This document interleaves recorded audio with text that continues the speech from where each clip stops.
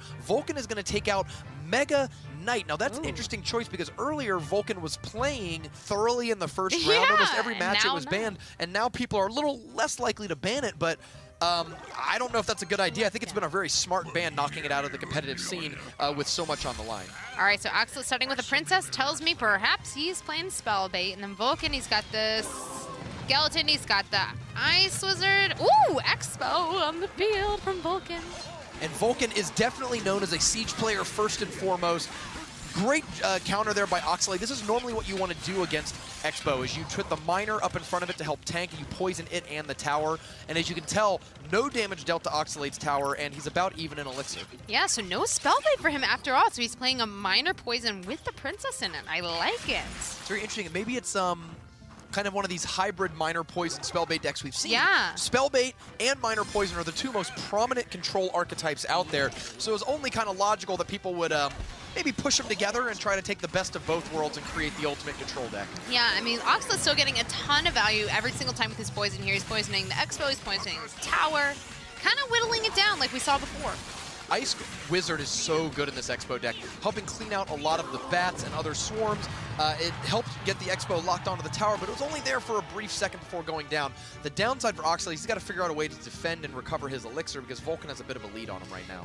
Yes, he does. And I mean, with Siege, as Vulkan knows, you gotta protect your Siege as much as possible. I mean, you do. I mean, you want to get it down. The longer it lives, the more potential damage you get on their tower. That's why you see cards like Ice Golem in this deck, because Ice Golem's not meant to kill anything. It's just meant to buy time while the Expo is attacking. Expo connects to the Knight here. Princess shooting from across the way. Get it, girl. And now the log comes through. And yeah, the Expo gets a few shots, but I think if you're Oxalate, you're willing to take a couple hundred points of damage to help recover. It's certainly better than overcommitting at every single thing. And he certainly has the damage lead right now over Vulkan. Wow, good log value. Yay. And now Oxalate has the Elixir lead. He's turned it a bit around. The problem is he's going to be able to get a poison down. He does get the poison down. That will lower the tower. And I think the Princess, though, is going to have to... No, Miner comes up just in time. Wow, good play by really Oxalate. I think Oxalate's playing this matchup better than we saw other players in the past. We did see some Expo matchups. Remember, I think I mentioned it, like he should probably poison the tower and then throw the Miner up. Yeah. I really think Oxalate is playing this by the book. Very textbook play here. And it's going to hopefully deliver him... Well, it's really even on the left side here, but given that he has kind of a weak matchup, I think he's playing it as well as he possibly could. Absolutely. I mean, Vulkan just showed us he's got a surprise rocket in that deck. Yeah, long rocket tornado, so triple spell Expo. Hey. And it would not shock me to see this go to a draw, especially now that we're in double Elixir time. It's a lot easier to always have a counter up one after the other. Yeah. Double Elixir time doesn't make the Expo attack any faster, so it's like it allows you to keep playing tanks one after the other. True. All right, Expo taking out the Miner, going to turn around, shoot that Knight. The Princess just shooting away at Vulkan's right side tower, though, left unattended. And we've seen games turn around like this as well. You have to deal with that Princess at some point. If you ignore it for too long, it can take the damage lead and then suddenly put that within rocket range. And it looks like that is what Vulkan is going to do. He's just going to switch to a rocket cycle deck. Yeah. Little risky, though, because now you're allowing Oxalate to use Miner Poison aggressively instead of having to use it in response to your against the Expo. Whoever it is, I think it's coming down to spell cycle. I mean, because Vulkan, he's going to need 2 more rockets.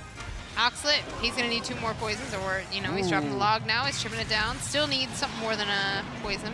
I think we should probably see a log here out of Vulkan. Vulkan just needs to cycle back, so we're really close right here. Let's count. 1 card, 2 cards. And he's going to use the log and win the game. He does! Oxalate takes it.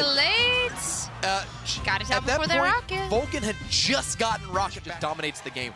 Well, the first legendary, her and Ice Wizard are the first legendaries to be released, and she has held strong this entire time. Girl. All right, Oxalate playing our lovely girl again. Ooh, and Vulkan playing a Lava Hound, so it could be that Lava Miner, could be Lava Loon. Looks like Oxalate Spellbait. Yeah, Spellbait again for sure. And the question is this Vulkan running Lava Miner or Lava Loon? Slightly different decks, and they play pretty differently. So it looks like Oxalate is, so far, playing a classic log bait deck. He's got the Inferno Tower in there, which is going to be hard for Vulkan. But I tell you what, it is not impossible to win a matchup against log bait with Lava Hound deck. Could go either way. Depends on how they play it, how big the push gets. And of course, if Oxalate is in fact running it, then we know he's got Rocket in there. So we can always Rocket the Loon, Rocket the Lava Hound. That's probably your best bet sometimes against that. Because Inferno Tower can only do so much against when somebody has the push of the Lava Hound and the Balloon down, it can only do so much. And Vulkan has still not revealed whether that is a miner or a balloon in his deck. It's usually like one or the other. Yes. And Oxalate is not waiting to find out. Defensive Fireball comes down. That's good for Oxalate. Negative Elixir trade on Vulkan's side. Sure is.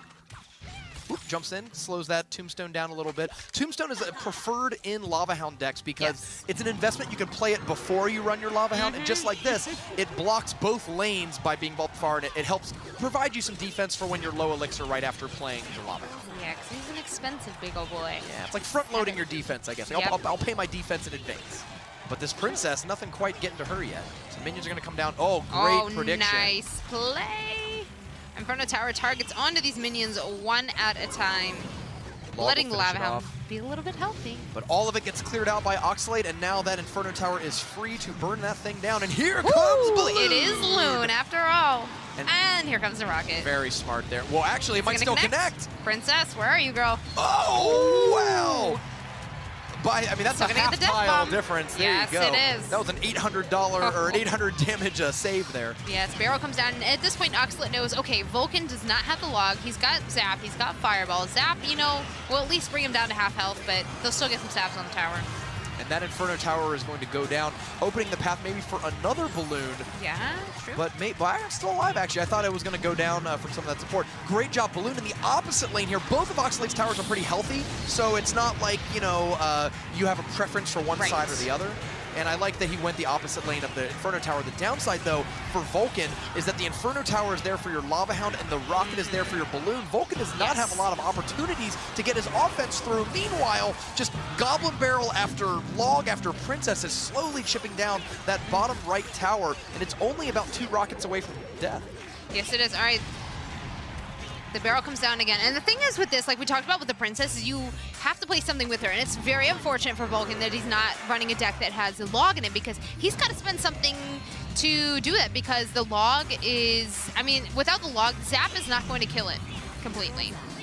Yeah, I think what you might see here is, okay, he's just going to rock. Oh, he's going to defensive rocket. The challenge here for Oxalate is you almost have to get the damage through with the Goblin Barrel, because if you just try to, like, if you rocket, for example, you're going to get ballooned right afterwards, and you're using rocket as the default answer to your balloon. So it's like he needs to try to get it down to 493 or like 5 something without using the rocket. So the only rocket he casts is the sort of end game rocket. It's getting close here, though. Ooh, good fireball value. And now he doesn't have it on defense. Ooh, a rocket's going to come out right after. Log Rocket will finish the game. And Oxalate's going to sweep Vulkan. Oh my goodness. Where is it? Good game comes down. Boom. Wow. There goes my boy Vulkan. But that's all right. I got lots of love for Oxalate. I'm happy that he is moving on. He's still got his chance.